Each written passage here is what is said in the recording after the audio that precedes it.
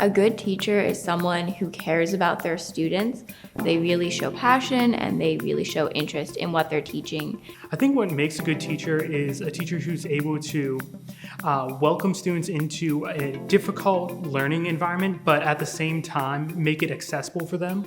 Well, coming into Russian, it's a pretty difficult language and it's very intimidating. So actually having someone, a professor, who was so welcoming and made such a difficult subject so approachable, honestly, I'm not sure if I were stuck through Russian if I hadn't had Olga as a professor. My name is Olga Klimova, and I am the Russian program director here in the Slavic department. And I've been at Pitt since 2005. Originally, I arrived here as a graduate student, and then I came back in 2017 as a faculty. When I was a child, I always wanted to be a school teacher.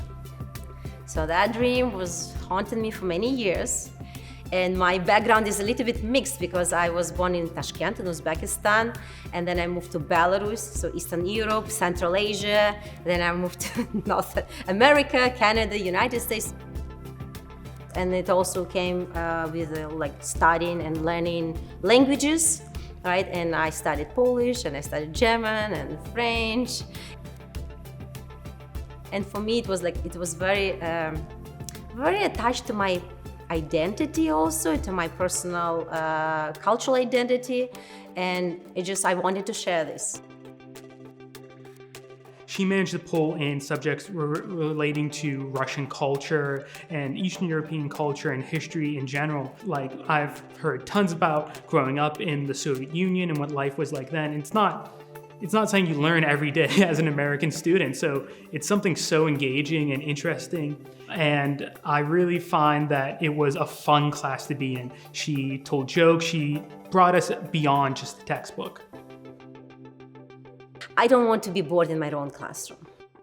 I remember myself being a language student, right? And how much it was scary for me to learn all these languages and, suffer through them. So the element of entertainment is important because it kind of brings this stress relief in my classroom. So I use a lot of props. I have always in my bag, if you look in my bag, I have toys, balls, fly swatters. So all these different props, because they kind of brings an element of game into the classroom, and this makes it less stressful. These lighthearted moments keep learning Russian fun because it is a very intense, very hard language to learn. She really goes out of her way to provide different activities and different cultural things. It's very interactive. You're constantly being asked questions where you have to respond in Russian, and she's not lecturing at us, she's really including us. For me, it all comes to the focus on this 21st century skills, right? And one of these 21st century skills is collaboration, technology competence, creativity.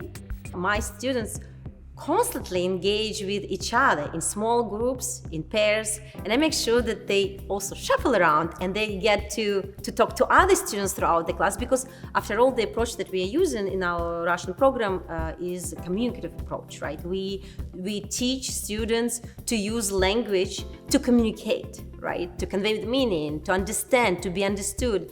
And when they do this, I go and help and I make sure that they get feedback, corrective feedback, but they're the drivers, right?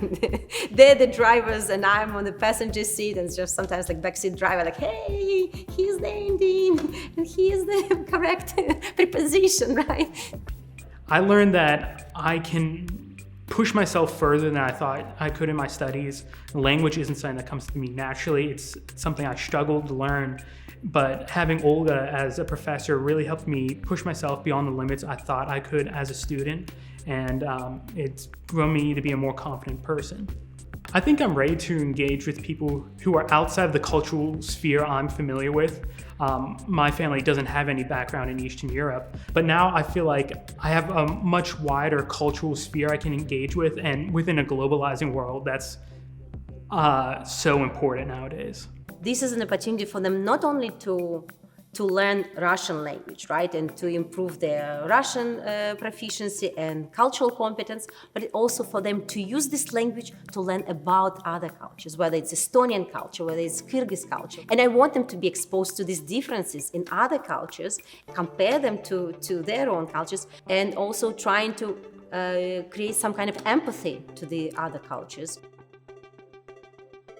I always love to learn, I always love to study. So for me, it's just a continuous learning process, right? It's not them just learning about me, my culture, my language, but it's also me about learning about the world through their eyes and from what they bring to my classroom.